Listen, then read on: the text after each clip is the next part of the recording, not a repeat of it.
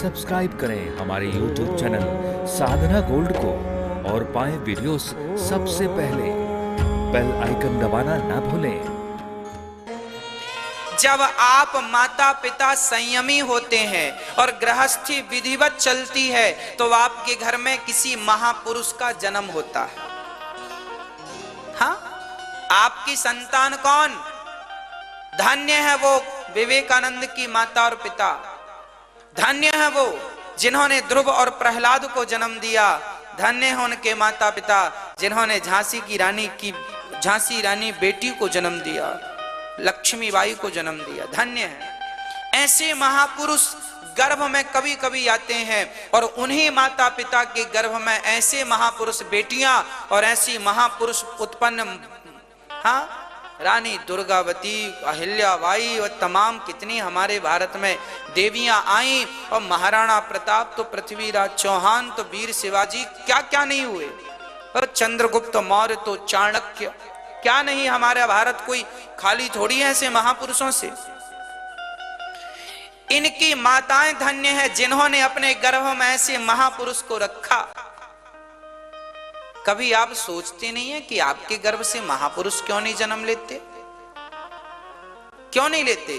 क्योंकि आपका जीवन गृहस्थी संयमी नहीं थी।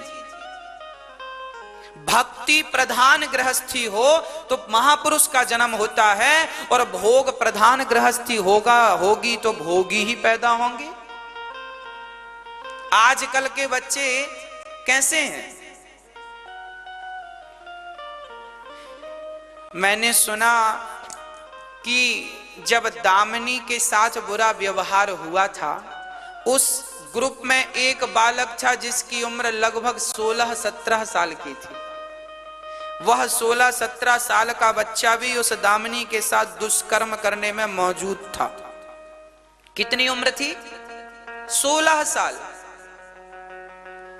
जब हम लोग 16 साल के थे तो हम लोग ये क्या है गृहस्थी, क्या स्त्री है और क्या पुरुष है, इसका भेद भी नहीं जानते थे।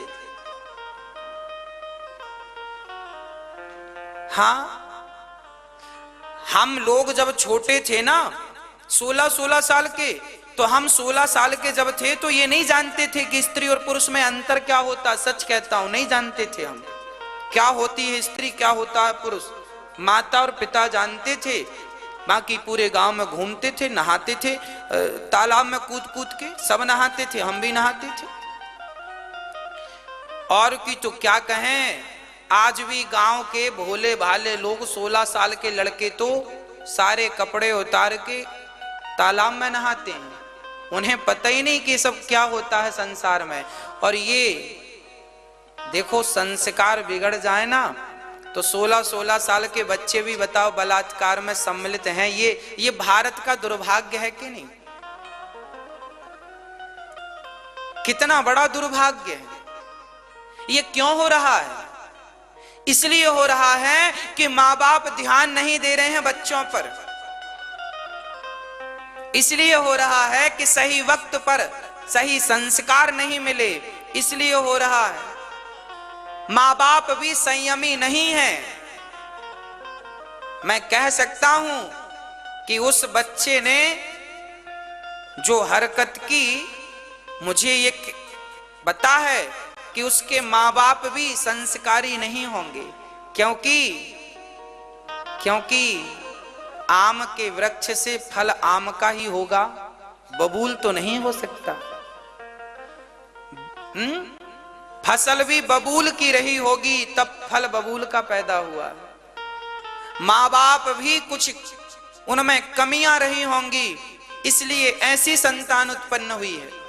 इसलिए आप याद रखना मेरी माँ, यदि आपकी संतान बिगड़ गई तो संतान पर उंगलियां उठती हैं, माँ बाप पर, दादा परदादा पर, तुम्हारी पीढ़ियों पर भी उंगलियां उठ जाती हैं। इसलिए समझा दो अपने बच्चों को, बेटा आप अपने बाप दादों का सिर शर्म से ना झुकाओ। ये कब संभव है? जब संस्कारवान माता पिता बनेंगे। आप संस्कारी बने, आपकी संतान संस्कारी बनेगी।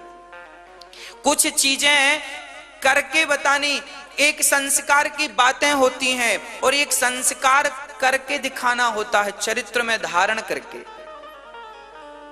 तो जो कहकर समझाया जाता है ना, उससे अच्छे प्रैक्टिकली होता है।